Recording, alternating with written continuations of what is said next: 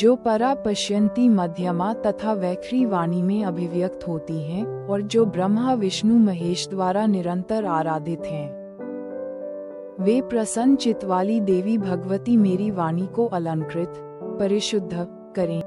बद्रिकाश्रम निवासी प्रसिद्ध ऋषि श्री नारायण तथा नरों में श्रेष्ठ श्रीन भगवती सरस्वती और महर्षि वेदव्यास को प्रणाम करने के पश्चात ही जय इतिहास पुराणादि सद्ग्रंथों का पाठ प्रवचन करना चाहिए।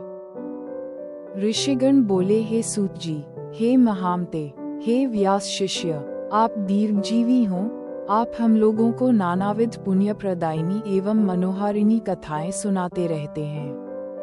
भगवान विष्णु के सर्वपाप विनाशक परम पवित्र एवं उन अवतार कथाओं से संबंधित अद्भुत चरित्रों को हमने भक्तिपूर्वक सुना और इसी प्रकार हमने भगवान शिव के अलौकिक चरित्र तथा भस्म और हम लोग अब ऐसी परम पावन कथा सुनना चाहते हैं जो बिना प्रयास के ही मनुष्यों को भोग एवं मोक्ष प्रदान करने में पूर्ण रूप से सहायक हो। हे महाभाग, अतः आप उस कथा का वर्णन करें जिसके द्वारा मानव कलयुग में भी सिद्धियां प्राप्त कर लें, क्योंकि हम आपसे बढ़कर किसी अन्य को नहीं जानते हैं जो हमारी शंकाओं का निवारण कर सके। सूत जी बोले, हे महाभाग ऋषियों, आप लोगों ने लोक कल्याण की भावना से अत्यंत उत्तम प्रश्न किया है। अतः मैं आप सभी के लिए समस्त शास्त्रों का जो सार है उसे पूर्ण रूप से बताऊंगा। समस्त तीर्थ, पुराण और व्रत अपनी श्रेष्ठता का वर्णन करते हुए तभी तक गर्जना करते हैं जब तक मनुष्य श्रीमद् देवी भागवत का सम्य रूप से श्रवण नहीं कर लेते। मनुष्यों के लिए पाप रूपी अरण्य तभी तक दुखप्रद एवं कंटकमय रहता है जब तक श्रीमद् देवी भागवत रूपी परशु कुठार उपलब्ध नहीं हो जाता। मनुष्यों को उपसर्ग ग्रहण रूपी घोर अंधकार तभी तक कष्ट पहुंचाता है जब तक श्रीमद् देवी भागवत रूपी सूर्य उनके सम्मुख उदित नहीं हो जाते। ऋषिगण बोले, हे वक्ताओं में श्रेष्ठ महाभाग सूत जी, आप हमें बताएं कि वह श्रीमद् देवी भागवत पुराण कैसा है और उसके श्रवण की विधि क्या है। उस पुराण को कितने दिनों में सुनना चाहिए, उसके श्रवण की अवधि में पूजन विधान क्या है, प्राचीन काल में किन किन मनुष्यों ने इसे सुना और उनकी कौन कौन सी कामनाएं पूर्ण हुई। सूत जी बोले, प्राचीन काल में पराशर ऋषिवारा सत्यवती के गर्भ से विष्णु के अंश स्वरूप मुनि व्यास उत्पन्न हुए, जिन्होंने वेदों का 4 विभाग करके उन्हें अपने शिष्यों को पढ़ाया। पतितों, ब्राह्मणाधमों, वेदाध्ययन के अनधिकारियों, स्त्रियों एवं दूषित बुद्धि वाले मनुष्यों को धर्म का ज्ञान कैसे हो। मन में ऐसा विचार करके भगवान बादरायण व्यास जी ने उनके धर्म ज्ञानार्थ पुराण संहिता का प्रणयन किया।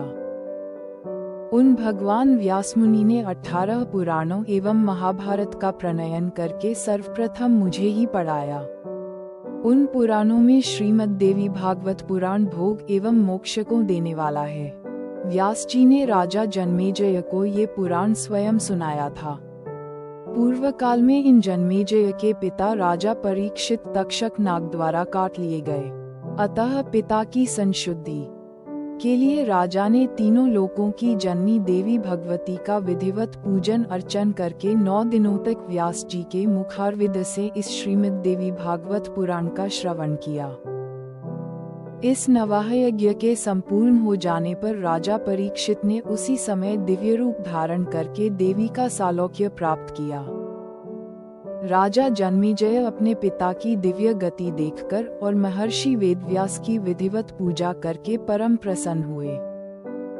सभी 18 पुराणों में ये श्रीमद् देवी भागवत पुराण सर्वश्रेष्ठ है और धर्म, अर्थ, काम तथा मोक्ष को प्रदान करने वाला है। जो लोग सदा भक्ति श्रद्धा पूर्वक श्रीमद् देवी भागवत की कथा सुनते हैं, उन्हें सिद्धि प्राप्त होने में रंचमात्र भी विलंब नहीं होता।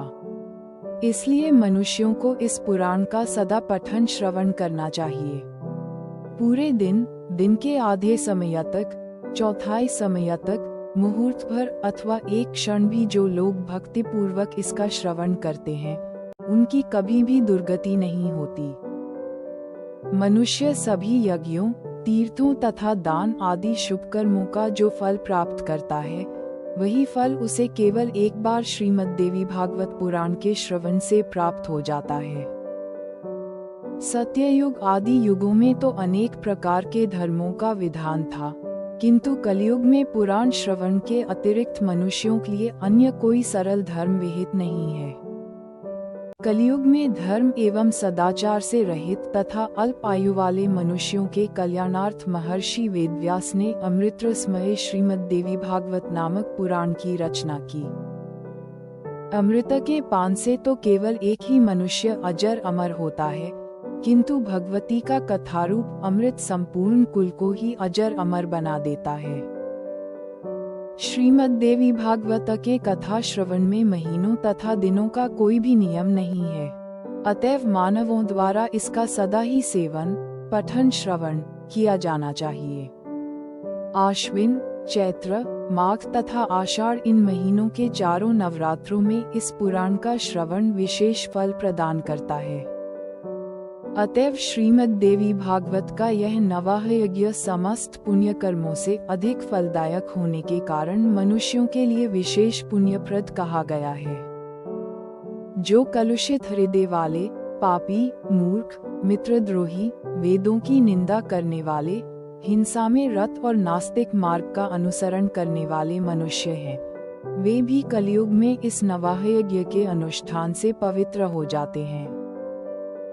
जो फल कठिन तपस्याओं, व्रतों, तीर्थ सेवन, अनेकविध दान, नियमों, यज्ञों, हवन एवं जप आदि के करने से प्राप्त नहीं होता है, वह फल मनुष्यों को श्रीमद् देवी भागवत के नवाह यज्ञ से प्राप्त हो जाता है।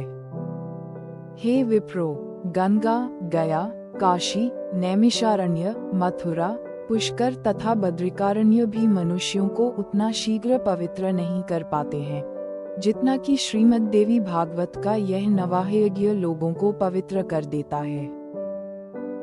अतएव श्रीमद् देवी भागवत पुराण सभी पुराणों में श्रेष्ठतम है। इसे धर्म, अर्थ, काम तथा मोक्ष की प्राप्ति का उत्तम साधन माना गया है। जो आश्विन महीने के शुक्ल पक्ष में सूर्य के कन्या राशि में पहुंचने पर महाअष्टमी तिथि को स्वर्ण सिंहासन पर स्थित देवी के प्रीतिप्रद श्रीमद् देवी भागवत ग्रंथ का पूजन करके उसे किसी योग्य ब्राह्मण को श्रद्धापूर्वक देता। जो मनुष्य प्रतिदिन श्रीमद् देवी भागवत पुराण के एक अथवा आधे श्लोक का भी भक्तिपूर्वक पाठ करता है, वह जगदम्बा का कृपापात्र हो जाता है। महामारी से उत्पन्न उपद्रवों के भीषण भय तथा समस्त प्रकार के उत्पात, उल्कापात, भूकंप, अतिवृष्टि, अनावृष्टि आदि इस श्रीमद् देवी भागवत पुराण के श्रवण मात्र से विनष्ट हो जाते हैं। बालग्रहों, स्कंदग्रह, स्कंदपस्मार, शकुनी, रेवती, पूतना, अंधपूतना, शीतपूतना, मुखमंडिका और नैगमेश तथा भूत प्रेत आदि से उत्पन्न भय इस श्रीमद् देवी भागवत पुराण के श्रवण से बहुत दूर से ही भाग जाते हैं। जो व्यक्ति भक्ति भाव से देवी के इस भागवत पुराण का पाठ अथवा श्रवण करता है, वह धर्म, अर्थ, काम और मोक्ष प्राप्त कर लेता है। इस श्रीमद् देवी भागवत पुराण के श्रवण से वसुदेव जी प्रसेन को खोजने के लिए गए हुए और बहुत समय तक न लौटे हुए अपने प्रिय पुत्र श्री कृष्ण को प्राप्त करके प्रसन्न हुए। जो मनुष्य भक्तिपूर्वक इस श्रीमद् देवी भागवत पुराण की कथा को पढ़ता है तथा इसका श्रवण करता है, वह भोग तथा मोक्ष दोनों प्राप्त कर लेता है। अमृत स्वरूप इस श्रीमद् देवी भागवत के श्रवण से पुत्रहीन मनुष्य पुत्रवान हो जाता है, दरिद्र व्यक्ति धन से संपन्न हो जाता है तथा रोगग्रस्त मनुष्य रोग से मुक्त हो जाता है। वंध्या स्त्री, एक संतान वाली स्त्री अथवा वह स्त्री जिसकी संतान पैदा होकर मर जाती हो, वे भी श्रीमद् देवी भागवत पुराण सुनकर दीर्घ आयु वाला पुत्र प्राप्त करती हैं। जिस घर में नित्य श्रीमद् देवी भागवत पुराण का पूजन किया जाता है, वह घर तीर्थ स्वरूप हो जाता है तथा उसमें निवास करने वाले लोगों के पापों का नाश हो जाता है। जो मनुष्य अष्टमी, नवमी अथवा चतुर्दशी तिथियों को श्रद्धापूर्वक इसे पढ़ता या सुनता है, वह परम सिद्धि को प्राप्त करता है। इस श्रीमद् देवी भागवत पुराण का पाठ करने वाला ब्राह्मण वेदवेत्ताओं में अग्रगण्य हो जाता है, क्षत्रिय राजा हो जाता है, वैश्य धन संपदा से संपन्न हो जाता है और शूद्र भी इसके श्रवण मात्र से अपने कुल, बंधु बांधवों के बीच श्रेष्ठता प्राप्त कर लेता है।